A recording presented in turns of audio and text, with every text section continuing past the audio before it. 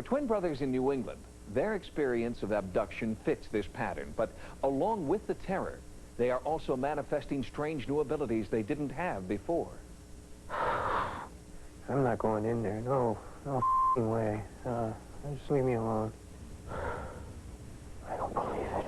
The implications, according to a report by Brookings Institute, could shatter the very foundations of not only philosophy and religion, but even science.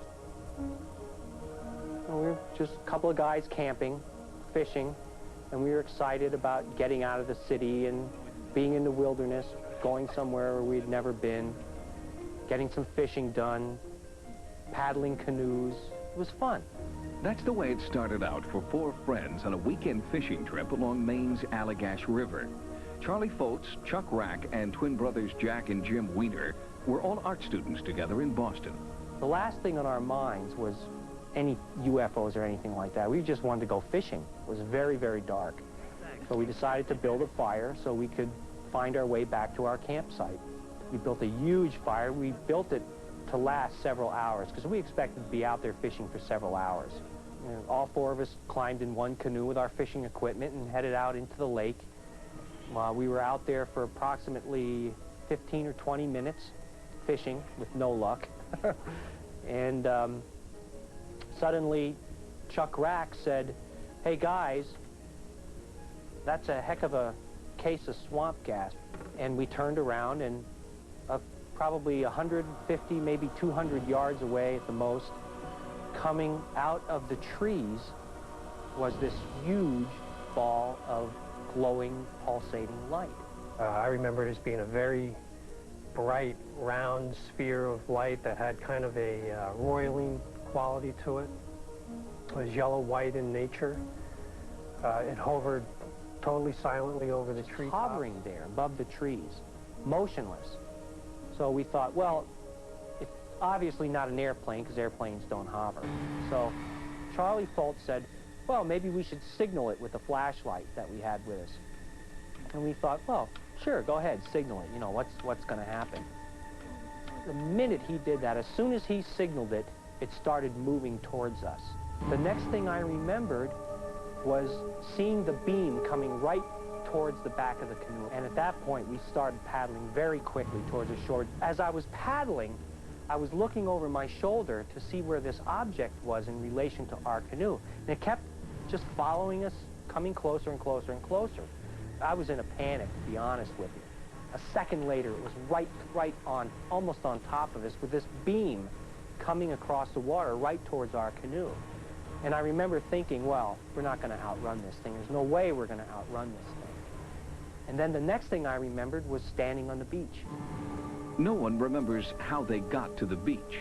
Strangely, their bonfire, which had been raging just a few minutes before, had completely burned out. The UFO was gone. Elapsed time, we thought, was 15 or 20 minutes, tops. And we couldn't understand why the fire had burnt down so soon. The four of us were just left there standing on the beach in total silence. We didn't really even talk to each other. I guess we were in shock. The Allagash Four were baffled by the UFO and the apparent missing time. It was a mystery that would remain unsolved for more than 12 years, until the Weiner brothers began having violent nightmares. And then I would wake up, and I would be drenched in sweat, and my heart would be beating really fast, and it was like a horrible, horrible nightmare, and it kept recurring and recurring. I started having nightmares about being in some room or some area with these strange creatures around us. I said, I can't believe you're telling me this because I've been having the same dream. Jim went to a psychiatrist for help with his night terrors. His doctor referred him to Ray Fowler, an alien abduction researcher. I think that the Weiners opened Pandora's box because now they have questions about reality that they never had before. They have questions for which there are no answers. Each of the Allagash Four underwent hypnosis. Each was regressed separately, but all told the same story about what they had experienced in 1976. Their sessions were recorded.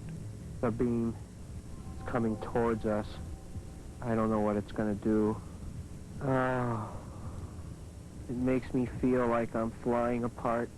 I remembered the pressure, the heat of my physical body being ripped to shreds, like on a molecular level. I mean, it's the only way I can verbalize it, but it is an extremely unpleasant feeling. It feels like death. Had no idea where I was.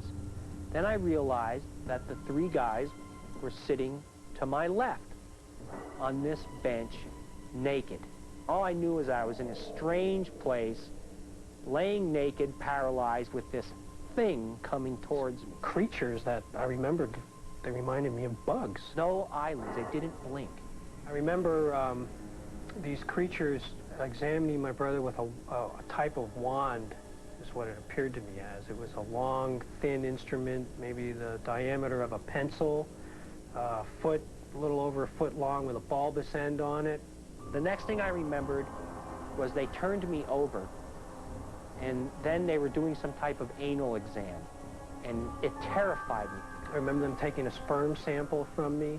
They flooded my mind with images of lovemaking and sexual visions, which aroused me. But it was totally out of my control. The next thing I knew, we were standing on the beach.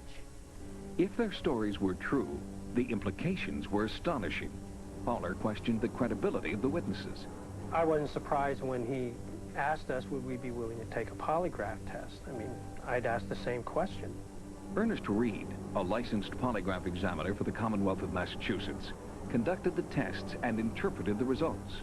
After administering the examinations, reviewing the charts in detail, after talking with both of the brothers, there is absolutely, positively no doubt in my mind that they are being absolutely honest with me when they tell me that they were confronted by a phenomena in the Allagash region. One person might fool a polygraph examiner. You have four all passing the tests, and the polygraph examiner being convinced that all four are telling the truth is very important.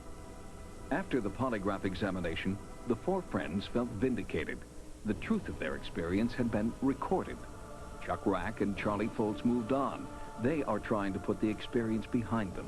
But for Jim and Jack Weiner, their abduction experience was just beginning. The first-hand accounts and polygraph results of the Allagash Four provide compelling evidence that these men experienced extraterrestrial abduction. But there's more. The Weiner brothers believe that strange new abilities in art and mathematics are further evidence of their abduction. Next, more than a decade after their abduction, haunting memories resurfaced and their lives changed dramatically. My artwork changed immediately and very drastically. Nearly 20 years ago, four friends went on a canoe trip up the Allagash River. When they returned home, they had a whopper of a fish story. But in this case, the one that got away was an extraterrestrial spacecraft. It was an unbelievable tale of fear, abduction, and missing time. But when the men voluntarily took polygraph examinations, science said they were telling the truth. I thought I was nuts. That was my first comment, was I must be nuts. I must be going crazy. You know, there's something wrong with me. This isn't about abduction. This is about some kind of brain disorder. Anything but that. I mean, just tell me I'm insane or tell me I'm hallucinating, but UFOs, you've got to be kidding. It took me a while to realize that I have to deal with this. It did happen.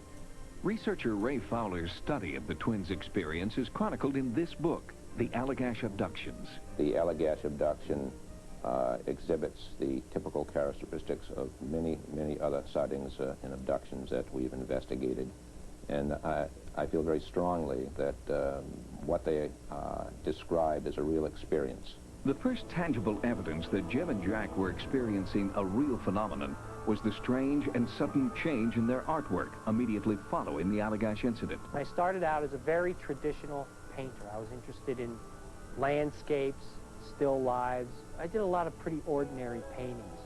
Then, immediately after the abduction, I became interested in mathematics and science and physics and all this stuff. All of a sudden I became obsessed, and I started working it into my artwork. I had no idea why. I I used to constantly ask him what exactly was going on here, and he would always say, I have no idea. This is just what's coming out. I don't know why I'm doing this or what it means, but here it is.